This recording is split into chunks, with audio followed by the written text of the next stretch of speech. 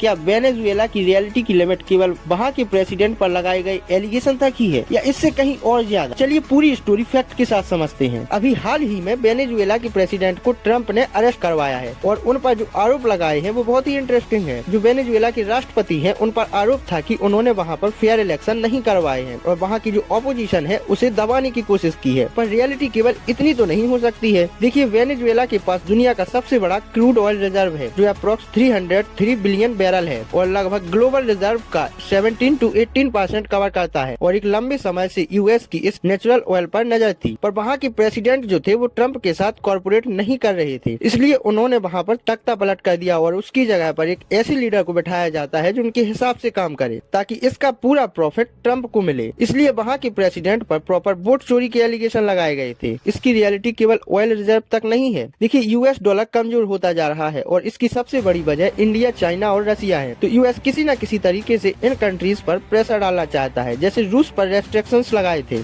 India पर 50% tariff लगाया गया था। वैसे ही चीन जो है वो वेनेजुएला का सबसे बड़ा क्रूड ऑयल इंपोर्टर है और कहीं ना कहीं यूएस चीन के इसी ऑयल रिसोर्स को बंद करना चाहता है ताकि इसका पूरा प्रॉफिट ट्रंप को मिले। इसीलिए वहाँ के प्रेसिडेंट पर प्रॉपर वोट चोरी के एलिगेशन लगाए गए थे। लिटरली वोट चोरी के नारे तक लगाए गए, फेक इलेक्शन के नैरेटिव चलाए गए थे। अब यहाँ पर एक इंटरेस्टिंग चीज सामने आती है।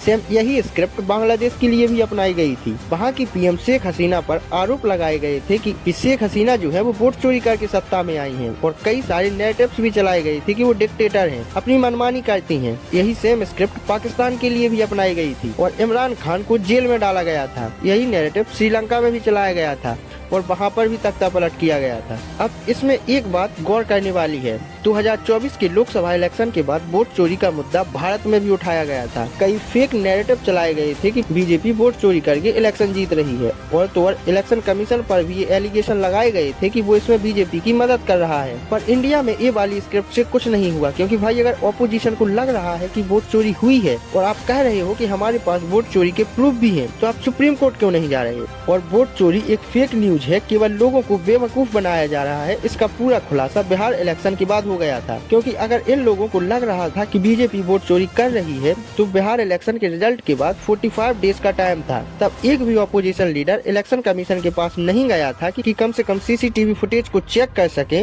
और रियलिटी में वोट चोरी हो रही है या नहीं इसका खुलासा कर सके। तो आपको समझने की जरूरत है कि कितनी बड़ी कॉन्स्पिरेसी चल रही है कंट्रीज को बर्बाद करने की।